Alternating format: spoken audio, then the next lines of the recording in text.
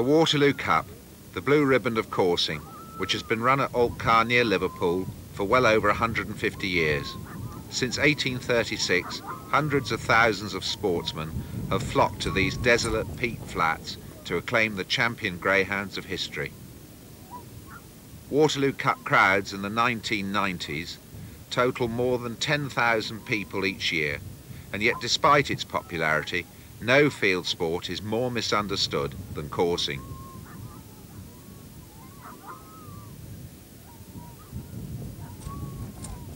Coursing is in fact the oldest field sport in the world. The Egyptians, the Greeks and the Romans all followed the sport, and Flavius Arrianus in AD 116 wrote, "The true sportsman does not take out his dogs to destroy the hares, but for the sake of the course and the contest between the dogs and the hares, and is glad if the hare escapes." The same applies today. It was Queen Elizabeth I who instructed the then Duke of Norfolk to draw up the first rules for the sport, and her successor James I often coursed the heaths of the Suffolk-Cambridgeshire border, and his patronage founded the fortunes of the little village he stayed at, Newmarket.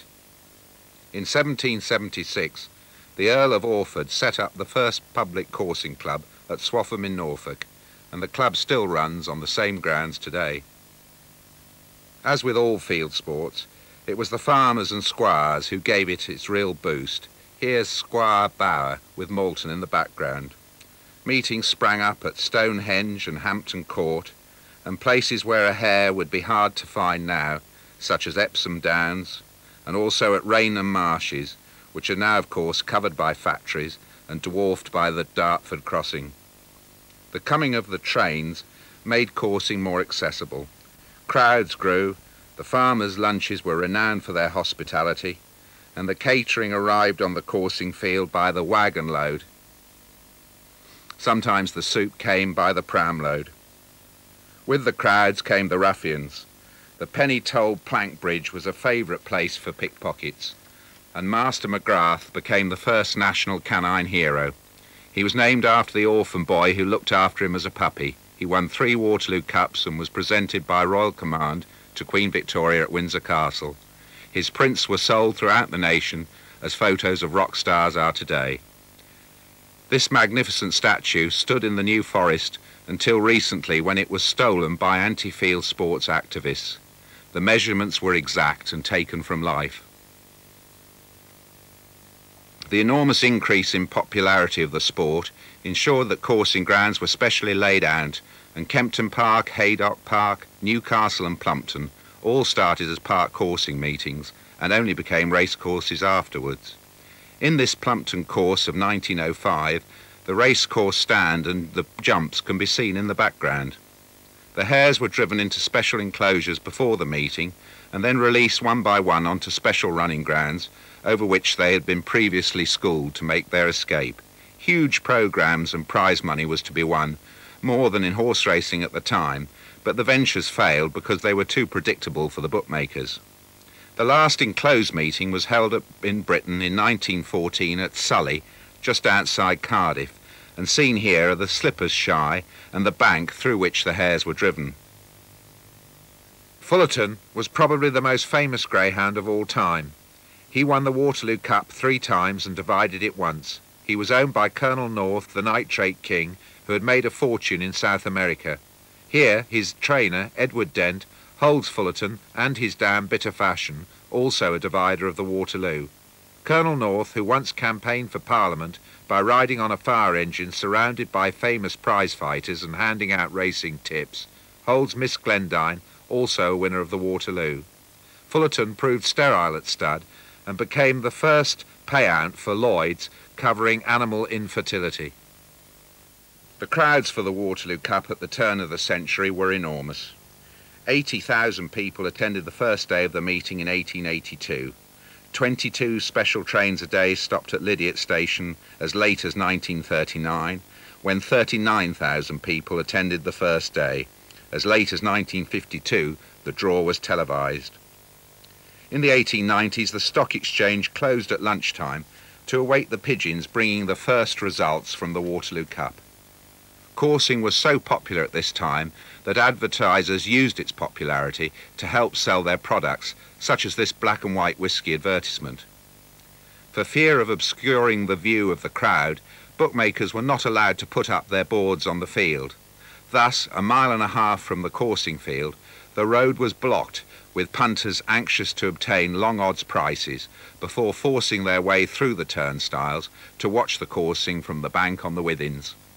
Joe Correll and William Hill started their bookmaking careers at the Waterloo. Lord Sefton, seen here in front of his refreshment hut, laid out the Withens and the Lydiate fields especially for the Waterloo. A haven for hares, they remain today the only grass fields in a sea of plough and winter cereals.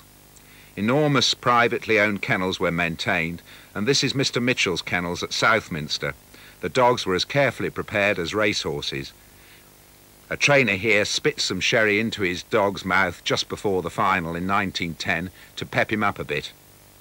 In 1926, greyhound racing started in Britain, and it became a craze overnight. Crowds of almost 100,000 people attended the Derby final at the White City, and the popularity of coursing with urban sports fans inevitably suffered as a result.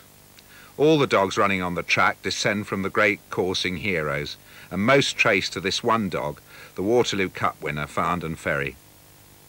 The equipment for the tracks was first brought over from America by the coursing judge Major Lynn Dixon, seen here on the right. Coursing flourished between the wars, and the man seen here with Dixon, Harry Skinner, was a key figure in setting up special coursing fields on the estates of wealthy owners. Skinner's field at Druids Lodge near Salisbury, seen here, was possibly the greatest coursing ground ever. Thanks to Skinner's skillful conservation of hares and his expert beating, over 70 courses a day could be run here off one beat. The field was surrounded by chestnut paling, every other stick pulled out to allow the hares to get away but to stop the dogs.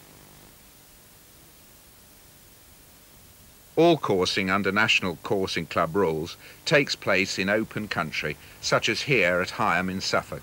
The wild brown hares are at liberty on their own territory, and beaters, in the same way as for game shooting, drive the hares one by one onto the coursing ground. Opponents of the sport often claim that hares are let out of boxes at coursing meetings, but this is simply untrue. Nor are the hares terrified and exhausted when they reach the running ground. This hare is calmly and purposefully making its way along a path it knows only too well. Hares can move several miles a day in their search for food and to avoid the threat of natural predators.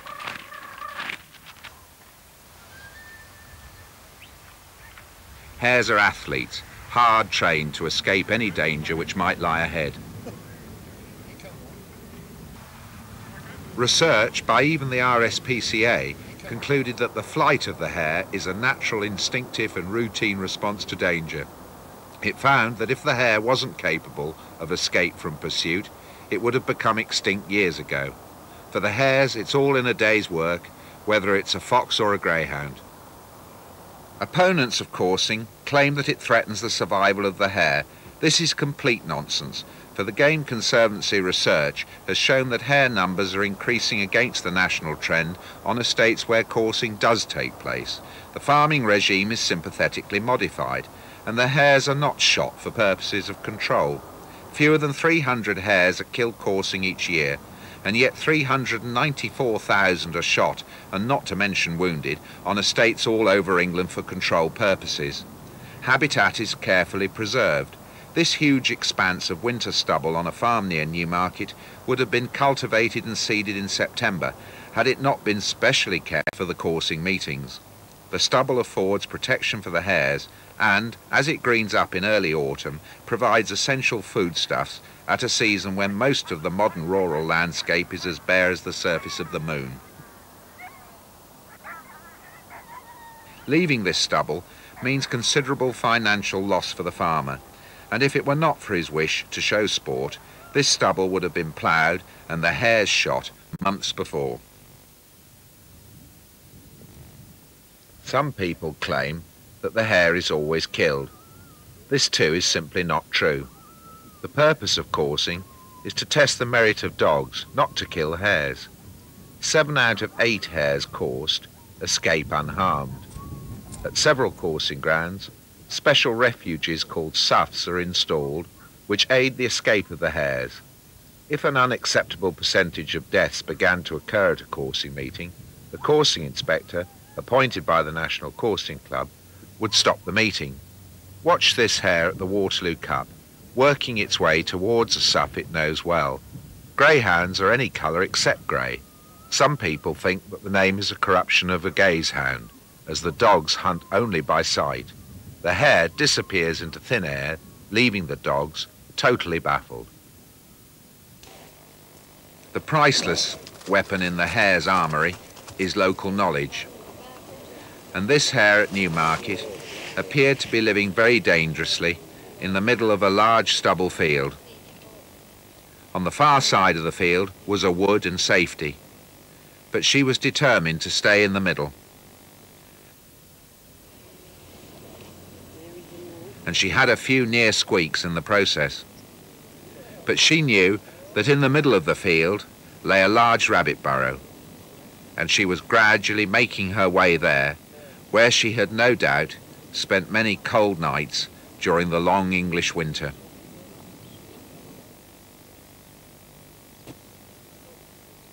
She made her pursuers look pretty stupid too.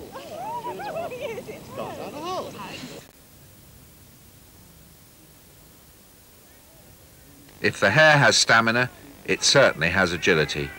To most observers, it appeared likely that the white collar had flecked or just touched the hare and flung it into the air. However, the slow motion camera reveals otherwise, and that the hare, entirely of its own volition, had leapt into the air, over backwards, twisted and gone up again when the second dog came by, and landed on her feet, running, facing in the opposite direction, and raced away, thus gaining precious time and distance. An extraordinary feat when you consider that the hare is going at 28 miles an hour and the dog's at 40. The hare, of course, is particularly well designed for pursuit, having complete vision behind and being 25 degrees blind in front. What marvellous creatures they are. A slipper waits with his dogs as the hare comes past his shy. Under National Coursing Club rules, the hare must be given at least 80-yard start before the dogs are released from a special double-headed leash.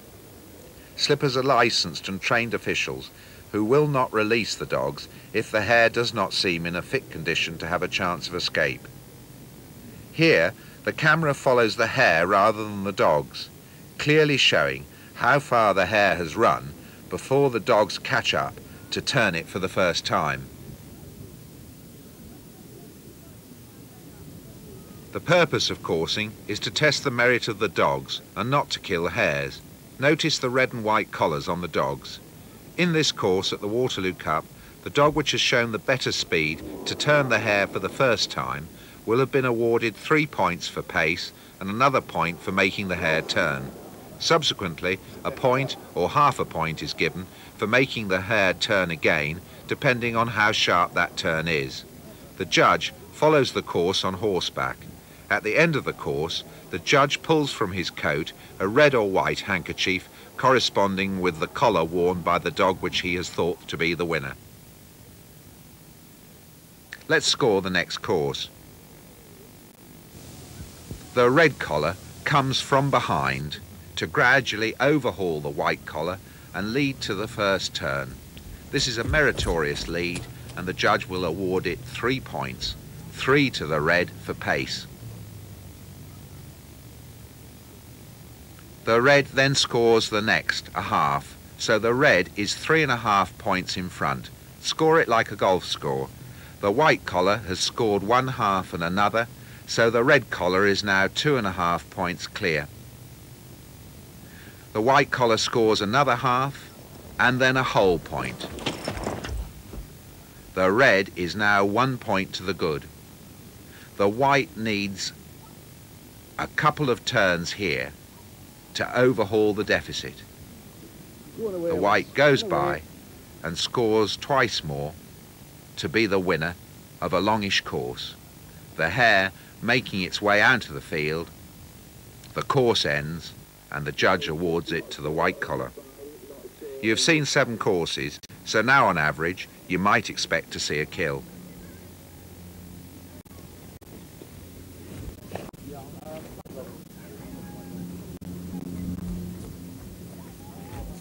Over the centuries, the greyhound has forged itself into a lethal weapon. Endowed with speed and boldness which you have just witnessed, the greyhound kills instantly. On the very few occasions when the hare is not killed immediately by dogs, the rules insist on 4 pickers-up being placed strategically to cure a hare brought down as possible and ensure it is dead. Coursing is a carefully balanced equation. Agility and low. The dogs have initial speed. Here, a hare has been hard pressed in the dog's speed first, given them the advantage, and the hare had all its agility to twisting and turning, each time giving itself the testing and probing the dog's stamina and endurance. The hare is gaining the advantage. A high standard of coursing demands the hares to test the dogs to the ultimate. They're the only field sport. Killing the quarry is of no benefit, in fact quite the reverse. The stronger the hares, the more severely the dogs are tested, and the better. By the end of this course of 2 minutes, the hare is running as fast as at the beginning, and is in no danger from the shows who make claim that courses last an hour. Research has shown that after escaping, clear activity disturbed, washing, sleeping even. Can you imagine a fisherman coming home saying he had a wonderful fish, the rip with fish, but he hadn't much one day because clever? It's the day you watch it.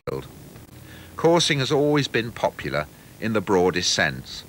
Our trainers and spectators come from all walks of life, and here at the Waterloo Cup, the bank is packed with spectators, as it has been for over 150 years. Coursing is not a sport which takes place in shadows. Police estimates put the crowd at 3 days Waterloo Cup at up to 15,000 people, and the sport is widely covered in the racing press, like the Racing Post, and in the specialist greyhound journals and country magazines. When Prime Minister Harold Wilson wanted to ban coursing in the 1960s, Labour Minister Richard Crossman, who was noted for his shrewdness, wrote in his diary, "Harold thinks that this abolition bill is an election winner, and that hundreds and thousands of people who read the Daily Mirror. You know, it's queer. Hare coursing is a very proletarian sport, and people in the North enjoy it. I simply said that looked at purely from the point of view of votes, I didn't believe we should jump into this without a much more careful analysis of the minority that would oppose us. Minorities are valuable people. Coursing isn't for the majority when the weather's like this." High point of me, never miss it. Great entertainment. Seeing the hare in its own environment and being coursed by its natural quarry. 99% of the hares get away, and it's damn good sport for the dogs. Good day's entertainment. Even bad days are good days at the Waterloo Cup. Greatest spectacle on God's earth. Coursing is much more a participation rather than a spectator sport, and in the past decade there has been a major revival in interest in owning, breeding and training coursing dogs. There are 23 coursing clubs running under National Coursing Club rules, which also licenses 35 public coursing trainers. Many of the dogs running, however, are trained at home by their owners. Often they will have bred the dogs themselves and will have been responsible for their rearing and training right from the start. The skills of greyhound husbandry have been handed down from generation to generation. Even today, many of the top track greyhound trainers learned their trade with coursing as well as racing dogs. Coursing greyhounds require much more careful preparation than track dogs. It takes 6 courses in 3 days to win the Waterloo Cup. That's the equivalent of 12 average track races, and it's a busy life for a track dog if he runs more than once a week. Coursing dogs are exercised and fed as carefully as racehorses, and it's their breeding over hundreds of years as well, which makes them far tougher than their track brethren. Once they've run, they need plenty of attention to get them ready to go again, sometimes after just half an hour's rest.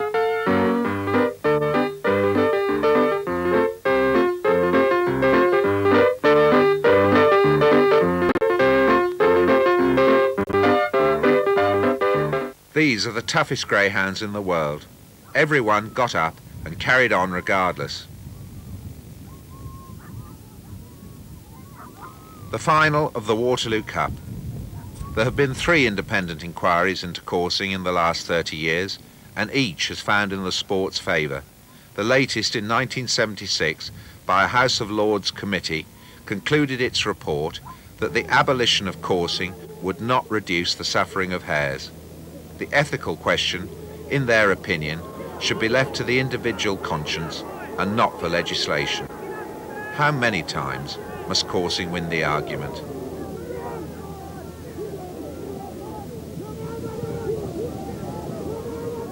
Don't let them stop it.